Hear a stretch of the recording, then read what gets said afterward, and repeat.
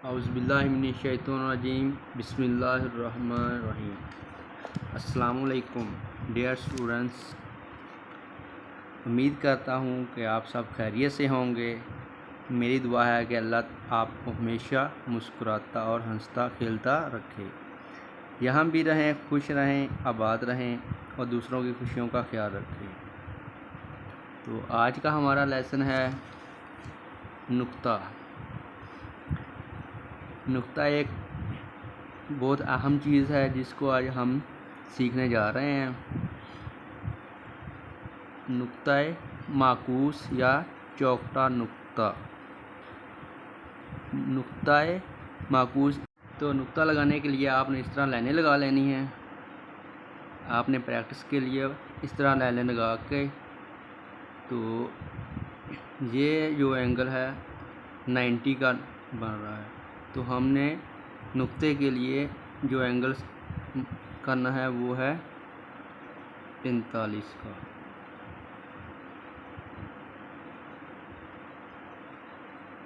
ये 45 का हो गया, ये 90 का और इसका हाफ 45 का हो गया।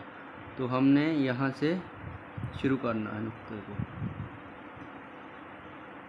और इसको ऐसे नीचे को 45 के एंगल के नीचे से लेके जाना है नीचे को भी।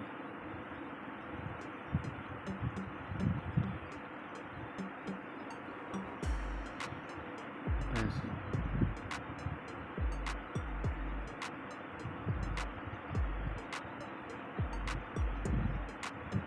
तो ये वाले जो कॉर्नर है ये लाइन के ऊपर होने चाहिए, बराबर, यानी कि ऐसा ना हो कि एक ऊपर हो और एक नीचे हो, ऐसा नहीं, बिल्कुल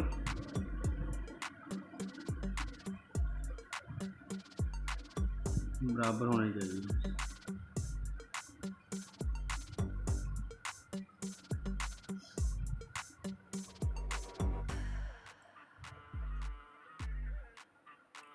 तो अगर आपको इस तरह नुक्ता बनाने में दुश्वारी हो तो आप इसको इस तरह 45 के एंगल पे भी बना सकते हैं। यहाँ पे अपने 45 के एंगल पे आपने इसको रख कर इस तरह नीचे को ले आना।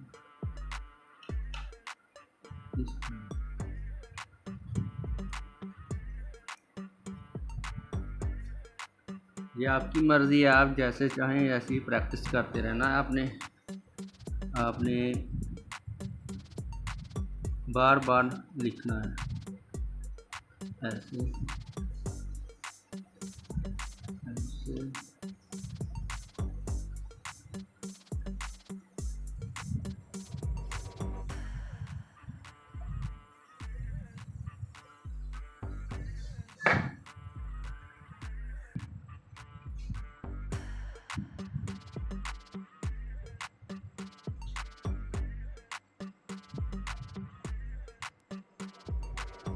तो आपने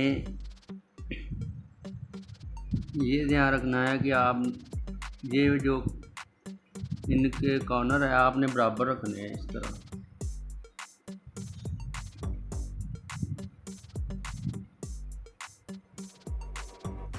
अगर गलती हो जाए तो फिर आपने दोबारा से शुरू कर देना है।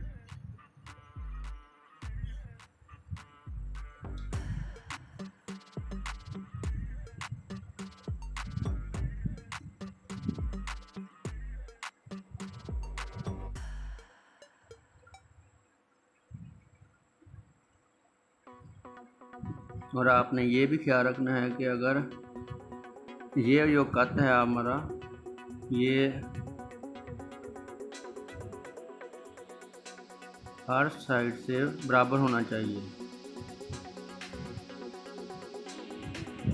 इधर से भी, इधर से भी, इधर से भी और इधर से भी, चारों तरफ से बराबर होगा तो ही हमारा नुक्ता बनेगा। उम्मीद करता हूँ आज का लेसन आपको अच्छा लगेगा। आपने प्रैक्टिस करनी है, बार बार नुक्ते को लिखकर लिखना है, ठीक है। तो इस तरह आपने लिखते रहना है। नुक्ते की प्रैक्टिस जितना ज़्यादा लिखेंगे उतनी जल्दी आपका नुक्ता बेहतर होगा। तो कमेंट सेक्शन में आपने ज़रूर बताना है कि आज का लेसन आपको कैसा लगा। अल्लाह हाफ़िज़।